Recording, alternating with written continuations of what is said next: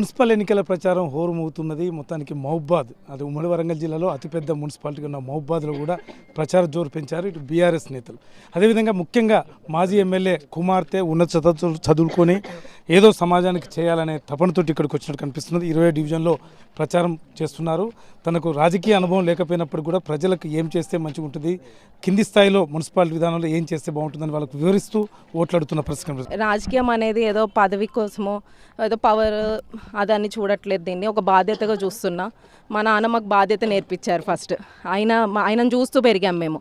ఆయన మాకు ఎంతో భూమి మీద పుట్టినందుకు ప్రజలకు చేయాలి, ఓన్లీ మనది మనం చూసుకోవడం కాదు, నలుగురికి ఉపయోగపడాలి, ఇలా చెప్తూనే పెంచారు. ఆయనను చూస్తున్నప్పుడు కూడా ఒక 5 నిమిషాలు కూడా మాకు టైం దొరికేది కాదు. మాతో కూర్చొని తినే టైం కూడా ఆయనకు లేకపోయేది. ఈ 10 ఏళ్ళు ఆయనను చూస్తూనే ఉన్నాం. ఆయన ఎన్ని పనులు చేశారో తెలుసు మహబూబాద్కి. ఇది ఫస్ట్ టైం కాదు నేను ఎలక్షన్స్ తిరగడం. 2014 తిరిగాను, 2018 తిరిగాను, 23 తిరిగాను, మొన్న ఎలక్షన్స్ కూడా. తిరుగుతున్నప్పుడు కూడా ప్రతిదీ ఈ సమస్యలు ఉన్నాయి అవన్నీ నాన్నకు చెప్పడం జరిగేది. ఆయన ప్రతిదీ కూడా రోడ్ సమస్యలు కావచ్చు, ఏదున్నా కానీ నేను రాసుకొని వెళ్ళినాయి, మా నాన్న మళ్ళీ చూసి తీర్చడం జరిగింది. అట్లా ఎన్నో పనులు జరిగినాయి మహబూబాద్కి. 2014 డిస్టిక్ ఫస్ట్ మహబూబాద్ని డిస్టిక్ చేయాల్సిందే అని ఆయన కంకణం కట్టుకొని కూర్చున్నారు.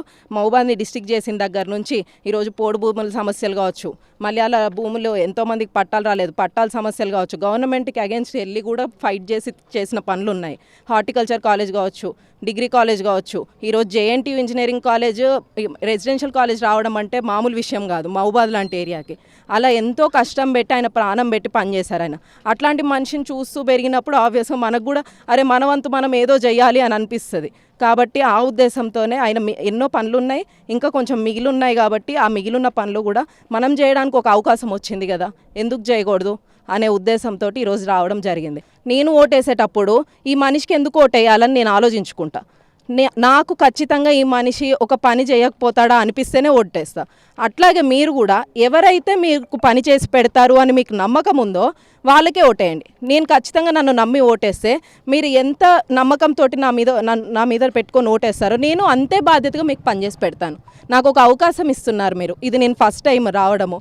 ఇట్లాగే నేను కేటీఆర్ గారు ఎంకరేజ్మెంట్, కేసీఆర్ గారు గవర్నమెంట్లో ఎన్నో పనులు జరిగినాయి. వాళ్ళు అయిపోయాక 2 ఇయర్స్లో చూస్తూనే ఉన్నారు, పనులన్నీ అక్కడే ఆగిపోయినాయి. మళ్ళీ వాళ్ళు వచ్చి చేయాల్సిందే మిగిలిన పనులు.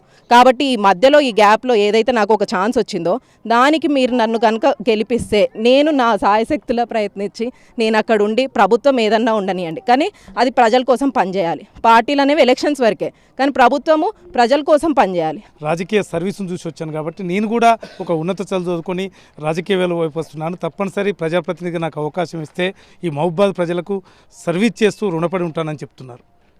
రామరాజ్తో శ్రీధర్ రెడ్డి, సాక్షి న్యూస్, మహబూబాద్.